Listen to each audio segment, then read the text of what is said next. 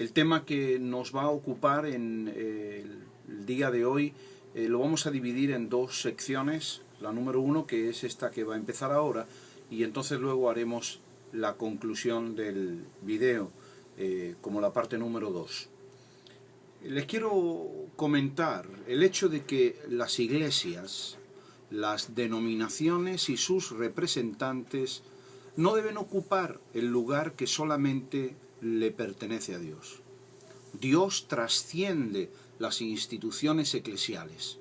La vida espiritual en su profundidad y en su extensión no proviene de las iglesias, sino de Dios en nosotros.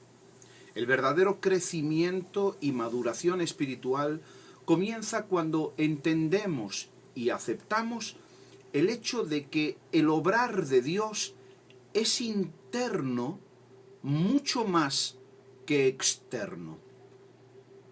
Lo que nos viene de fuera nunca tendrá la potencia ni la repercusión en nosotros que tiene lo que de Dios viene de dentro de nosotros.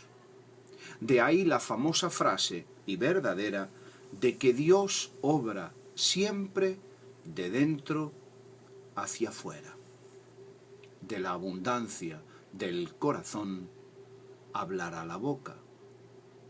Deje que le diga, querido amigo, querido hermano, que usted puede matarse escuchando sermones de un predicador. Puede usted emplear toda su vida escuchando las enseñanzas de la escuela dominical. Puede usted ser el más dedicado de los ancianos, el mejor maestro bíblico, el cantante o evangelista internacional. Ninguna de estas prácticas le dará a usted la fortaleza necesaria, la profundidad de espíritu para armonizar con Dios y comulgar con Él. El gran error de las iglesias, la tremenda equivocación de las instituciones eclesiales es que por miedo a no ser necesarias, por el amor incondicional a la gloria de los hombres, es decir, el amor a la denominación, y el afán de protagonismo, han querido ocupar el lugar que solo le corresponde a Dios. Esto lo puede usted notar en que las iglesias evangélicas han consagrado la parte del frente donde se reúnen y lo denominan altar. ¡Oh, el altar! Nos enseñan a reverenciar el altar. Nos recogemos cuando subimos al altar y solo el pastor y el predicador invitado pueden sentarse allá arriba en el altar y en sillas de $300 cada una, escogidas cuidadosamente. El resto nos sentamos allá abajo en los bancos de madera. Pero permítanme decirles que un altar, bíblicamente hablando, es un lugar donde se ofrecen sacrificios. Eso es un altar. Y que yo sepa, en los disque altares de las iglesias evangélicas no se sacrifica nada. ¿Cuál es la razón entonces por la que los pastores y ancianos llaman ellos mismos y permiten a otros llamar a este lugar altar?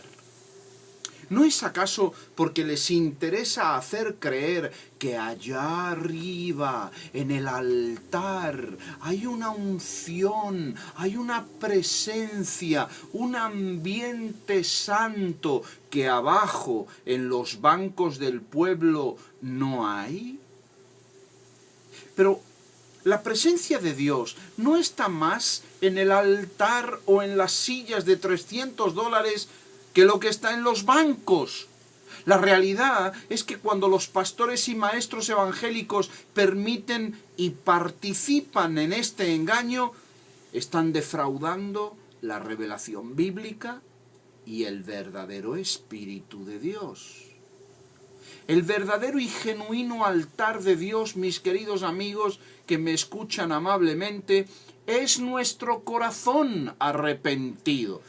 Ese es el altar de Dios.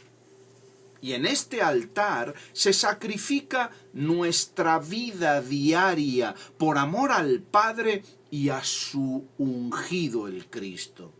En el altar de nuestro corazón se sacrifica alabanza y adoración, ofrendas mecidas que suben a la presencia divina en olor agradable a Él.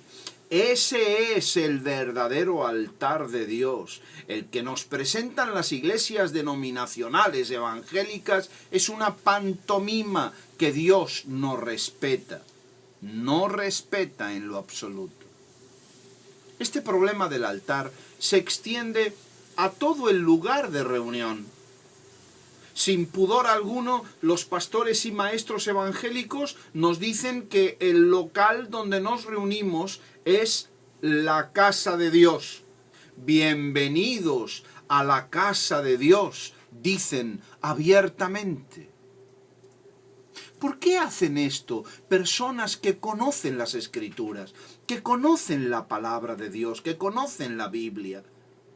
Pues porque han confundido su fidelidad a Dios con la fidelidad a la denominación, con su fidelidad a la estructura, al sistema eclesial. Y la han confundido, entre otras cosas, porque son asalariados de la denominación, asalariados del sistema. Permita que le diga algo. Permita que le hable con el corazón en la mano. Si el pastor de su iglesia cobra un sueldo y la denominación le paga la casa, el colegio de los niños y las vacaciones anuales, incluyendo un fondo de retiro para la vejez, su pastor, el pastor de su denominación, es un asalariado de la denominación. No le demos más vueltas. ¿Para qué vamos a engañarnos? Y como todo asalariado, ese pastor, ese anciano, hará y dirá todo lo que le diga el que le paga. Y no dirá aquello que vaya en contra de los intereses del que le paga el sueldo. Eso, mi querido amigo, es así, necesariamente. Le pregunto a usted ahora, ¿usará Dios a un asalariado o a una asalariada de la denominación pentecostal, bautista, presbiteriana, discípulos de Cristo? ¿Podrán tales hombres y mujeres ser útiles a un Dios que siempre ha ido en contra del sistema religioso humano? ¿Qué harán estos hombres y mujeres asalariados cuando vean que se hacen mal las cosas dentro de la denominación? ¿Lo denunciarán y lo perderán todo porque los votarán naturalmente? ¿O buscarán una excusa bíblica para callar, vendiendo así su fidelidad a Dios? ¿Qué harán? Usted puede buscar en su Biblia y decirme qué profeta de Dios recibía un sueldo del rey. Ninguno. Los que recibían pago por sus profecías eran todos falsos profetas. ¿Por qué? Porque no se puede servir a dos señores. Y aunque el siervo es digno de su salario, ya se cuidará mucho el siervo de comprometer la verdad de Dios por el dinero, por los beneficios económicos.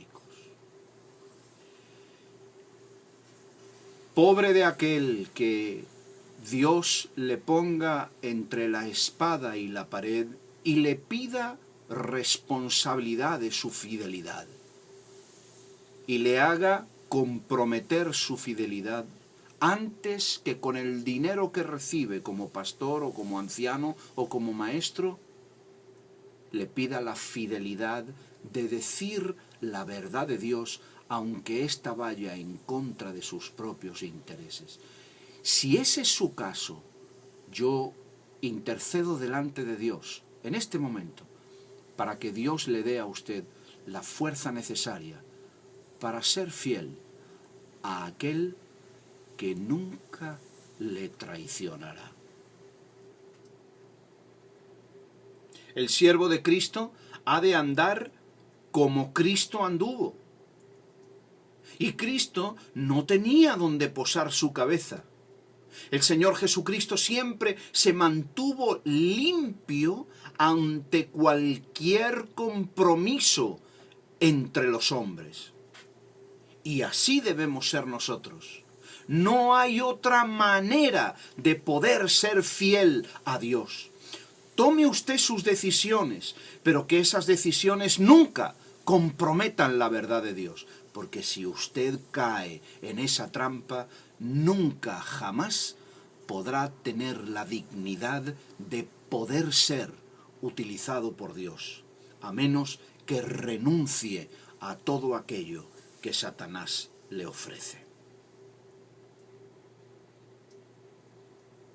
Personalmente no tengo ningún respeto ni temor de los asalariados. Ninguno, personalmente no tengo ninguno. Porque sé que como el corazón del hombre es engañoso más que todas las cosas, a la hora de decidir si van contra sus habichuelas o contra lo que Dios ordena, la inmensa mayoría protegeremos nuestras habichuelas. Y aquí lo dejamos y les invito a ver la segunda parte.